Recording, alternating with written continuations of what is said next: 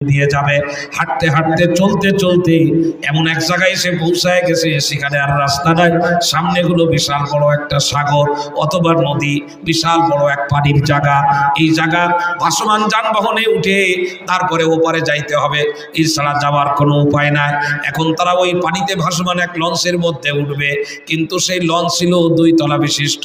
যিনি লঞ্চ চালান তিনি বলে দিলেন, বুখারী শরীফের হাদিসে আসছে, তিনি বললেন যে লঞ্চের সবাই উপরে উঠলে চালানো যাবে না, আবার সব যাত্রী যদি নিচে যায় তাও লঞ্চ চালানো যাবে না। বলে লঞ্চের ব্যালেন্স ঠিক রাখার জন্য কিছু মানুষ উপরে যাইতে হবে, কিছু মানুষ নিচে যাইতে হবে।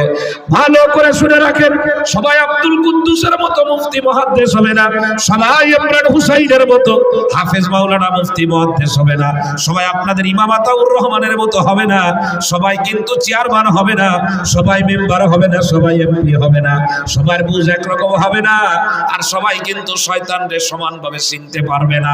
অনেকের কাছে শয়তান ধোঁকা দিতে আসে কিন্তু তারে যারা পরিমাণ ধোঁকা দিতে পারে না, আর অনেক তো এমন আছে শয়তান তারে ধোঁকা দিতে চায় না, শয়তান ওর বাড়ির পাশ দিয়ে যাচ্ছিল তাতেই সে শয়তানের ধোঁকায় পড়ে গেছে। তাই না ব্যাপারটা?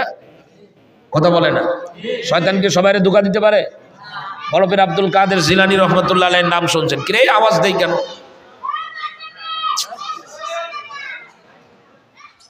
আওয়াজ দেওয়া যাবে না তো, একে একটু নিষেধ করো না বাবা। বড় পীর আব্দুল কাদের জিলানী রহমতুল্লাহ আলাইহি সম্পর্কে ওনার জীবনীতে আসছে, এইটা আমি একাধিকবার মিডিয়াতে বলেছি, এটা রেডিওতে বেতারে বলেছি। ওনাকে একবার শয়তান ধোঁকা দিতে আসছে, খুব সেজে গুজে বোঝেন, একদম মোটামুটি দিন তারিখ ঘোষণা করে চমৎকার ভাবে আসছে। তো আসছে এমন সময় যখন আব্দুল কাদের জিলানী রহমতুল্লাহ আলাইহি সবাই ঘুমান্ত আর উনি নামাজ পড়তেছেন রাতের বেলায় তাহাজ্জুদের নামাজ। তো শয়তান এসে, শয়তান বিভিন্ন রূপ, শয়তানের যে কি যোগ্যতা, ওই পরিমাণ যোগ্যতা আসলে মনে আর কারোর আসে কিনা আল্লাহ ছাড়া। তো শয়তান এসে আব্দুল কাদের জিলানীর ডাক দেছে, এ আব্দুল কাদের, মানে এমন ভাবে ডাকতেছে রাতের অন্ধকারে, ওই রকম ডাক দিলে মনে হয় যে আমার জন্য মনে হয় কিছু একটা এবার আসছে। তো বড় পীর আব্দুল কাদের জিলানী রহমতুল্লাহ আলাইহি নামাজ শেষ করে জিজ্ঞেস করে, কে রে, কে ডাকো? দেখা তো যাচ্ছে না, শয়তানরে তো দেখা যায় না। এখন শয়তান বলতেছে, আমি আল্লাহর ফেরেশতা জিবরাইল। তো কি ব্যাপার? জিবরাইল আমার বাড়ি আসছে, তো বিশাল কপাল আমার। তো বলতেছে যে আল্লাহ তোমাকে আর কষ্ট দিতে চায় না, তোমার ইবাদত বন্দেগী এমন জায়গায় চলে গেছে বর্তমান বাংলাদেশে কিছু বন্ড বীরের মতো, তাতে আল্লাহ তোমার আর কষ্ট দিতে চায় না, যা যা জান্নাতে দেওয়া দরকার আল্লাহ তোমার অগ্রিম দুনিয়ায় সব দিয়ে দেবে। তো বলে সেইটা আবার কেমন? বলে 4টার বেশি বিবাহ করা যায় না, কিন্তু জান্নাতে তো একাধিক বিবি থাকবে, আল্লাহ তোমার জন্য এখন 4টার বেশি বৈধ করে দিয়েছে। দুনিয়াতে মদ খাওয়া যায় না, জান্নাতে মদ হালাল, জান্নাতীদের জন্য মদের ব্যবস্থা করা হবে, জান্নাতি মদ, এই বাংলাদেশি বসা মদ না। তো সেই মদ আল্লাহ জান্নাতের মদ তোমার দুনিয়া হালাল করে দিয়েছে, দুনিয়ার মদ তুমি এখন খাইতে পারো, অসুবিধা নাই। বড় পীর আব্দুল কাদের জিলানী রহমতুল্লাহ আলাইহি বুঝতে পারছে যে তো কাম শুরু হয়ে গেছে। তো সাথে সাথে উনি শয়তানরে তাড়ানোর জন্য লাঠি লাগে না, শয়তানরে তাড়ানোর জন্য উঠে দাবড়ানো লাগে না, শয়তানরে তাড়ানোর জন্য ইটপাটকেল মারা লাগে না, শয়তানরে তাড়ানোর জন্য আল্লাহ একটা ছোট্ট দোয়া আমাদের শিখাই দিয়েছে। ওইটা যেই বলে শয়তান তার গাট্টি গুট্টা স্যান্ডেল ম্যান্ডেল সব রেখে পালায়। তো বড় পীর আব্দুল কাদের জিলানী রহমতুল্লাহ আলাইহি যখন বুঝতে পারছে, তখন উনি বলতেছেন, আউযু বিল্লাহি মিনাশ শাইতানির রাজীম। কার থেকে বানাতে চাচ্ছি? বিতাড়িত শয়তান, এই ইবলিসের থেকে আমি কি চাই? বানাতে চাই। তো এরপরে আর কই জিবরাইল তুমি কই গেলে? আর আসে না। কিছু সময় পরে ইবলিস শয়তান এসে বলতেছে, আমি ইবলিস তোমারে ধোঁকা দিতে আসছিলাম কিন্তু পারলাম না, আমার একদম পুরো পুঁজিটাই বাইরে গেছে, যা টাকা পয়সা খরচ করছিলাম সাজায় গুজায়, আমি আর কোনোদিন তোমার কাছে আসবো না ধোঁকা দিতে, তোমার মতো তুমি থাকো, আমি চলে গেলাম। তো হযরতে বড় পীর আব্দুল কাদের জিলানী বলেন যে ধোঁকা কেন দিতে পারলে না? তো জীবনীর মধ্যে আসছে, শয়তান তখন বলতেছে, তোমার কাছে ইলমে ওহীর জ্ঞান আছে। কিসের জ্ঞান আছে রে বাবা? কিসের জ্ঞান? কারণ যে জিনিস দুনিয়াতে হারাম, কোন লোক যদি ভালো হতে হতে আসমানে চলে যায়, দুনিয়ার হারাম জিনিস কোনোদিন কোরআন বলেছে তার জন্য কি হবে না? হালাল হবে না। কথা বুঝে আসছে? আমার কথা বুঝে আসছে? কিন্তু সবাই তো আর বড় পীর আব্দুল কাদের জিলানী না। কিছু লোক তো আছে যে শয়তান তার পিছনে কোনো টাকা খরচ করে নাই, শয়তান বলার আগেই সে এমন শয়তানি শুরু করছে, শয়তান দাঁড়ায় দাঁড়ায় চিন্তা করে যে আমি যদি শয়তান হই এ কি হবে। কথা বুঝে আসছে না? এখন দুই দল মানুষ সত্তর এক ফ্লোরে গেলে হবে না। হাদিসের ভিতরে আসছে, বুখারীর হাদিস, বেশ লম্বা হাদিস। তো এই হাদিসের ভিতরে আসছে তখন লটারি করা হলো। নবীজি বলেন, হযরতে রাসূল করিম সাল্লাল্লাহু আলাইহি ওয়াসাল্লাম বলেন যে তারা লটারি করলো, ইস্তাহামু আলা সাফিনাতিন, কে উপরে যাবে কে নিচে যাবে, লটারি হলো। হয়ে এই দলের লোক দুই দলে বিভক্ত হয়ে গেল। একদল লোক উপরে, একদল লোক নিচে গেল। লঞ্চের যিনি ড্রাইভার উনি চালানো শুরু করলেন। ঘটনাক্রমে হাদিসের ভিতরে আসছে, ফাসারা বাদুহুম ফি আসফালিহা ওয়া সারা বাদুহুম ফি আলাহা, কিছু নিচে কিছু উপরে চলে গেল, ভাগ হয়ে গেল। কিন্তু ঘটনা একটা ঘটছে যে ওই লঞ্চে নিচে কোনো পানির ব্যবস্থা ছিল না, পানির ব্যবস্থা যা ছিল সেটা উপরে। নিচওয়ালাদের যখন পানির দরকার হতো তারা উপরে যেত পানি আনতে, আর উপরওয়ালারা তো উপর থেকে পানি নিত। তো স্বাভাবিকভাবেই নিচতলার মানুষ যখন উপরে যেত আর উপরের তলায় তো মানুষ আসেই, তখন একটা গ্যাদারিং হতো, একটু কষ্ট হতো। তো তখন শয়তান এই সুযোগটা কাজে লাগাইছে। কাজে লাগায় ওই নিচতলায় একজন ছিল মাথা মোটা, যেমন আমাদের দেশে কিছু মাথা মোটা আছে, চুলও নাই কিচ্ছু নাই, খালি মাথাটা মোটা। এই মাথা মোটা আলারা বলল, এক মাথা মোটারে শয়তান বুঝাইছে যে হাদিস অনুযায়ী মানুষকে কষ্ট দেওয়া হারাম, তোমরা কেন উপরওয়ালাদের কষ্ট দিতে যাচ্ছ উপরে যে? বলছে তা তো কথা ঠিক। তো এখন বলছে কষ্ট না দিয়ে যাব কোথায়, পানি তো নাই। তো শয়তান ওরে বুঝাইছে পানি তো উপরে, তো আর পানি তৈরি হয় না, নিচের পানি উপরে যায়। তো নিচের পানি তোমরা উপরে যে আনবা কেন? তোমরা একটা কাজ করো, এই নিচের লঞ্চ তোমরা একটা ছিদ্র করে নাও, তাহলে তোমাদের আর পানি উপরে যে আনতে যাওয়া না লাগবে না, এখান থেকে তোমরা পানি নিতে পারবে। আসলে কথা ঠিক আছে। আজকের যারা আমার এই সমস্ত ভাইজানদের সাথে আমার যদি দেখা হতো, এই সমস্ত বোনদের সাথে আমার যদি দেখা হতো, যারা বলতে যে আমরা মনে মনে হয়েছে যে আমরা পুরুষ, মানে মনে মনে হয়েছে যে আমি মহিলা, তাই মহিলা হয়ে গেছে। ধন্যবাদ জানাই এই কঠিন অবস্থার মধ্যেও কিছু মেয়েদেরকে, যাদেরকে দেখলে বোঝা যাবে না তাদের ইমানে কত তেজ, তারা প্রতিবাদের লাইনে খুব সোচ্চার হয়েছে। কিন্তু আমরা বহু লোক আছি এখনো চুপচাপ, এখনো আমরা চুপচাপ, আমরা মনে করি আমি চুপ থেকে পার পেয়ে যাবো। নো, হাদিস অনুযায়ী চুপ থাকবে যারা, বিপদ যখন আসবে তারাও বিপদে অ্যাটাক হবে, দোয়া করবে, দোয়া কবুল হবে না।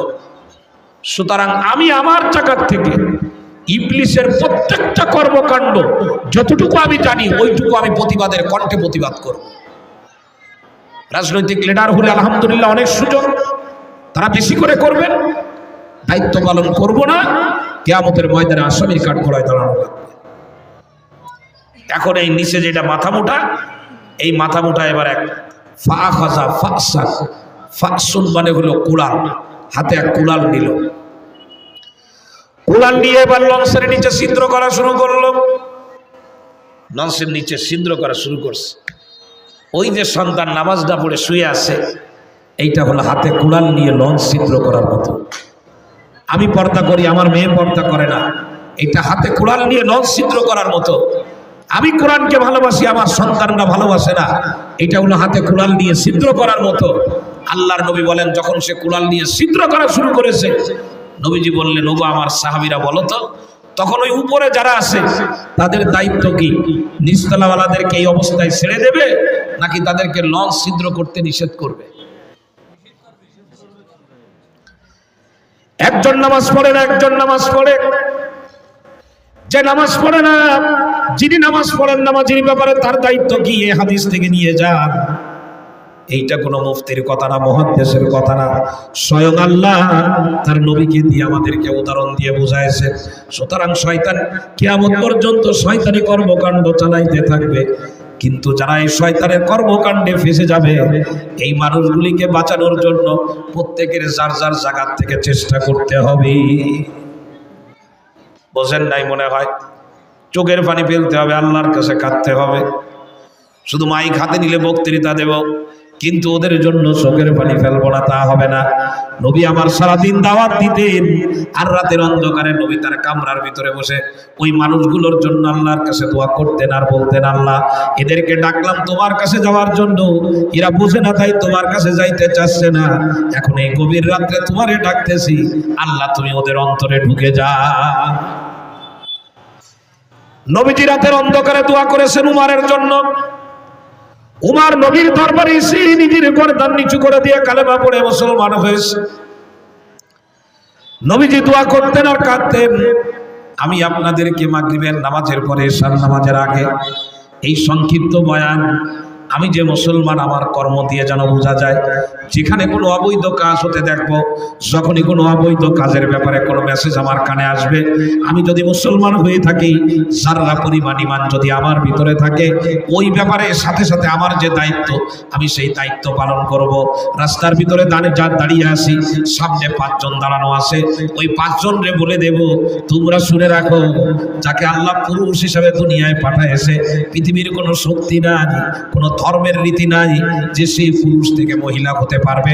যদি এই চক্রান্ত কেউ করে থাকে, মূলত সে তার শয়তানি চরিতার্থকে বাস্তবায়ন করার জন্য এই চক্রান্তের ভিতরে পড়েছে। চায়ের দোকানে বলবো, ওই জায়গায় বলবো, পার্টি অফিসে বসে আছি, কর্মীদেরকে নিয়ে কর্মীদেরকে বলে দেব যে এটা হয় না, এটা শয়তানের কাজ, এটা হতেই পারে না, এটা কোনো মুসলমানের কাজ। বলা যাবে না ইনশাআল্লাহ? না এইটুকু বললে কি উজু নষ্ট হবে নাকি? বলে না হুজুর, আমি তো অনেক বড় আল্লাহওয়ালা। চুপ করে থাকলাম। এখন ওই উপরের লোক, নিচের লোকজন যখন লঞ্চ ছিদ্র করা শুরু করছে, কি করবে? আল্লাহর নবী বললেন, বলো তো কি করবে? সাহাবীরা বলেন, ইয়া রাসূলুল্লাহ, আল্লাহ এবং আল্লাহর রাসূলই ভালো জানেন।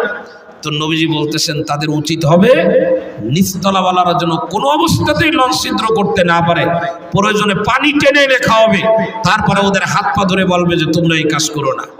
তার কারণ যদি তাদেরকে ঠেকাইতে পারে, নিচতলাওয়ালার লোকজনও বাঁচবে, উপরের লোকও বাঁচবে। আর যদি ওদেরকে ওদের অবস্থার উপরে ছেড়ে দেয়, উপরের লোকজন কিন্তু সেজদা দিয়েও কুল পাবে না। আজকে যদি আমি, আমার ভাই, আমার সন্তান, আমার এলাকা, আমার দেশের মানুষ যারা আজকে শয়তানি কর্মকাণ্ড নিয়ে লাফালাফি দাবাদাবি করে, এদেরকে যদি আমরা ফেরাইতে না পারি, খোদার কসম করে বলে, আমরা যদি নিজেদের মুখটা বন্ধ রাখি, আল্লাহর পক্ষ থেকে যখন গজব আসবে, এমন ব্যাপক গজব আসবে, নবীজির বুখারী মুসলিম শরীফের হাদিস, তখন কেঁদে কেঁদে দোয়া করব, কিন্তু সেই দোয়া করে আমাদের দোয়া কবুল করাইতে পারবো না। দোয়া কবুল হবে না, দোয়া কবুল হবে না, দোয়া কবুল হবে না। এজন্য ভাইরা, লম্বা আলোচনা করার সুযোগ নাই, লম্বা আলোচনা করবও না, একদম সময় মতো শেষ করে দেব। যেহেতু আমি যে নামাজ পড়বো, আপনাদের হাত পা ধরে বলি, এক তো মানুষের সামনে প্রত্যেকেরই একটা গণ্ডি আছে, প্রত্যেকেই কোনো না কোনো জায়গায় আপনারা চলেন। আমার যে শক্তি আছে, আমার থেকে আপনাদের অনেকের অনেক বেশি শক্তি আছে, ইমামের থেকে অনেক মুসাল্লির প্রভাব বেশি। আমি আল্লাহর ওয়াস্তে তাদেরকে বলবো, আল্লাহ তাআলা যদি যাররা পরিমাণ কোনো পাওয়ার দিয়ে থাকে, শক্তি দিয়ে থাকে কথা বলা, তো সেইটা আমরা একটু ইসলামের জন্য ব্যয় করি। চাহে তো আল্লাহ তাআলা এই ওসিলায় আমাকে মাফ করে আল্লাহ তাআলা আল্লাহর জান্নাতে আল্লাহ তাআলা দিয়ে দিবেন ইনশাআল্লাহ। বিপদের মুহূর্তে, ক্রাইসিস মুহূর্তে ইসলামের কথা বলতে পারা, এটার দাম কিন্তু অনেক বেশি, অনেক বেশি, অনেক বেশি, অনেক বেশি। মসজিদের ভিতরে কেউ নাই, ওই মসজিদের ভিতরে ঢুকে এক কর্নারে বসে আমি বলবো আল্লাহ আল্লাহ আল্লাহ, এটার দাম আছে, এটার দাম নাই এটা বলা যাবে না, এটার অনেক দাম। কিন্তু মসজিদের ভিতরে তো বলি, কিন্তু এমন এক জায়গায় গেছি যেখানে আর আল্লাহ বলা যায় না, যেখানে ইসলামের কথা বলা খুব রিস্ক, খুবই ঝুঁকি, যেখানে নামাজের কথা বলা যায় না, রোজার কথা বলা যায় না, কোরআন তেলাওয়াতের কথা বলা যায় না, পর্দার কথা বলা যায় না, ইসলামিক কৃষ্টি কালচারের কথা বলা যায় না। ওই জায়গায় যদি একটু সাহস করে হিম্মত করে আপনি যেভাবে বললে ওই জায়গার লোকগুলো নিতে পারবে, ওইভাবে সাহসের সাথে যদি বলেন ভাই নামাজ ছাড়া মুমিন থাকতে পারে না, জিকির ছাড়া মানুষ চলতে পারে না, আল্লাহর নাম নেওয়া ছাড়া একজন মুমিন সে আল্লাহর সামনে মুমিন হিসেবে নিজেরে প্রতিষ্ঠিত করতে পারে না, এই কথাটা যদি বলতে পারি, ওই মসজিদের মধ্যে বললে যে দাম পেয়েছি, ওই জায়গায় বলে তার থেকে 100 গুণ বেশি দাম পাবো। সর্বশেষ এ জাতীয় একটা কথা না বলে পারি না, তাই বলি। উহুদের ময়দানে মুসলমান প্রথমে বিজয়ী হয়েছিল, মাঝখানে একটা ভুলের কারণে সাহাবীদের কিছু ভুল চিন্তার কারণে মুসলমানদের উপরে বিপর্যয় নামছিল। যুবক বন্ধুরা তোমরা জানো, তাফসীরের কিতাবের মধ্যে আসছে, বুখারী শরীফের লম্বা হাদিস, এমন অবস্থা হলো নবীও পর্যন্ত আক্রান্ত হয়ে গেলেন, রক্তাক্ত হলেন।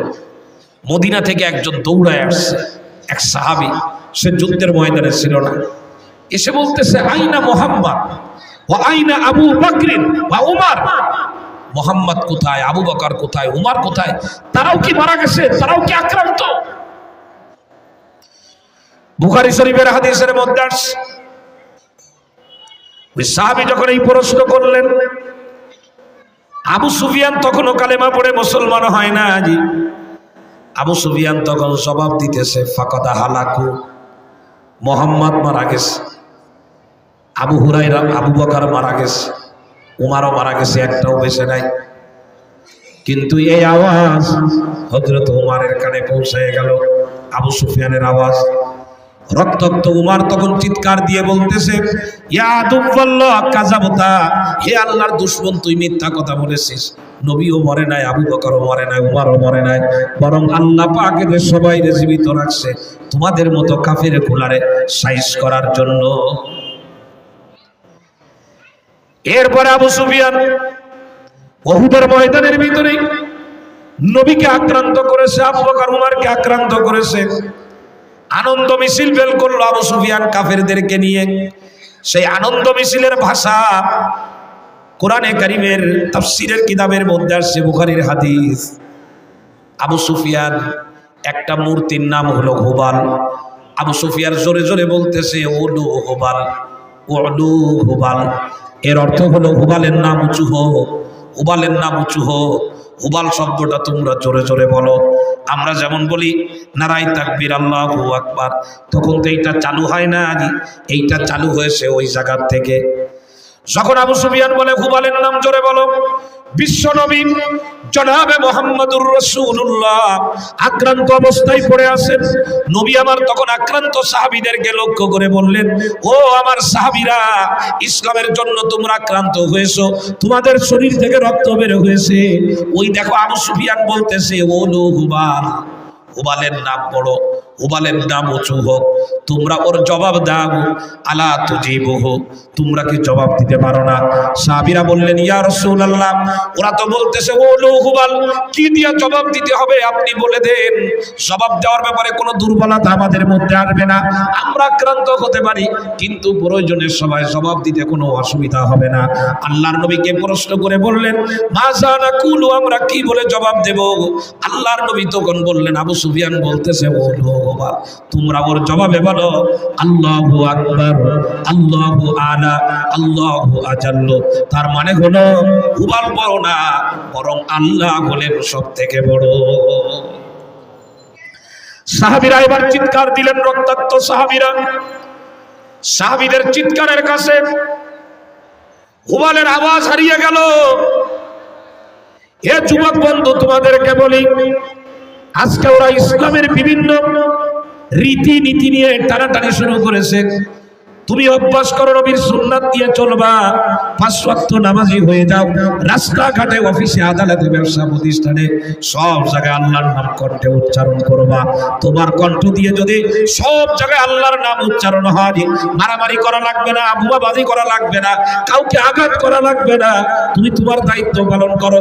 বেশি বেশি কোরআনে কারীমের তেলাওয়াত শুরু করে দাও, রাতে তাহাজ্জুদের নামাজ শুরু করে দাও, লাইট জ্বালায় দাও, দেখবা অন্ধকার বিদায় হয়ে গেছে, অন্ধকার বিদায় করা লাগবে না। লাইট জ্বালায় দিলে কি অন্ধকারে তাড়ায় দেওয়া লাগে, নাকি অন্ধকার এমনি চলে যায়? বলেন, ঠিক আমি আর আপনি যদি ইসলামের উপরে পুরো চলে আসি, এই যে কিছু লোক যে শয়তানি করতেছে এরা হারায় যাবে।